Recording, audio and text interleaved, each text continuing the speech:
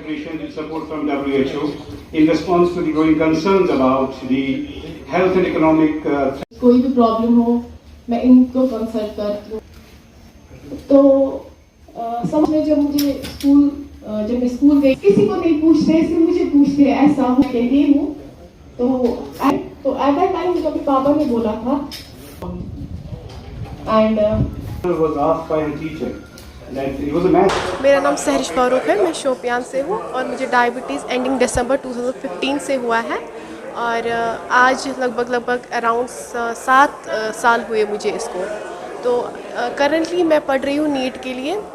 तो पिछली बार मैंने नीट दिया था लेकिन उस बार मुझे नहीं हुआ था क्योंकि उस दिन मुझे थोड़ी प्रॉब्लम हुई थी। ये मेरा सेकंड अटैम्प्ट है और मैं डायरेक्टली जब मुझे डायबिटीज़ हुए थे मुझे बहुत सारा पानी लग रहा था। लगभग मैं दिन में भी बहुत सारा पानी पी रही थी, रात में भी बहुत सारा पानी पी रही थी। तो जब मैं स्कूल से आई थी तब मैं 6th में पढ़ती थी। जब मैं स्कूल से आई थी तो मुझे लेफ्टन टी बहुत अच्छी लगती थी। तो मैंने मामा को बोला मुझे चाय दो, उसने बोला नमकीन पियो।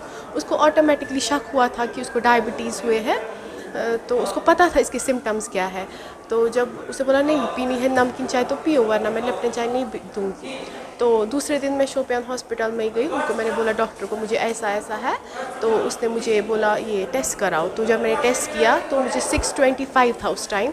नॉर्मल रेंज है 150 to 180, तो मुझे 650 था। तो उसने बोला ये आप काम करो, आप 2 दिन वेट करो, डॉक्टर आएंगे 2 दिन के बाद तो आपको चेकअप करेंगे। तो मेरे पेरेंट्स तब तक वेट नहीं कर सकती थी क्योंकि ये क्रॉनिक डिजीज़ है, इससे कुछ भी हो सकता है।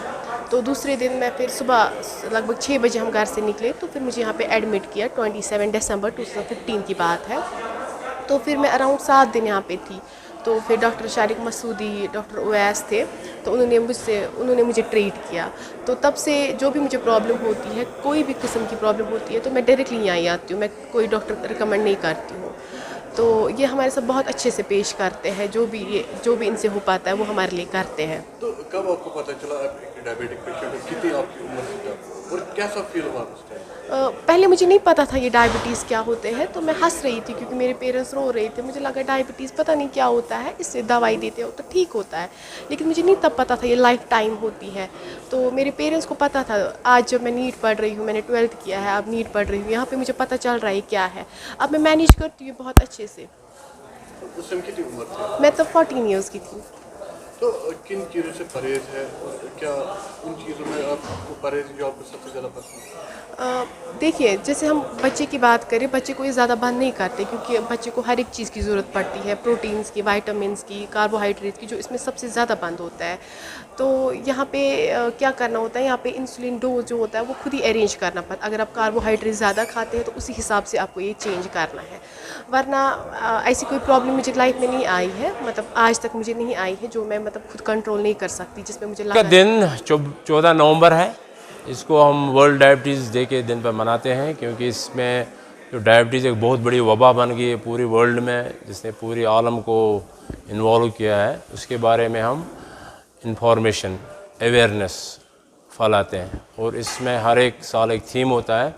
इस साल का जो थीम है वो है diabetes education to protect tomorrow.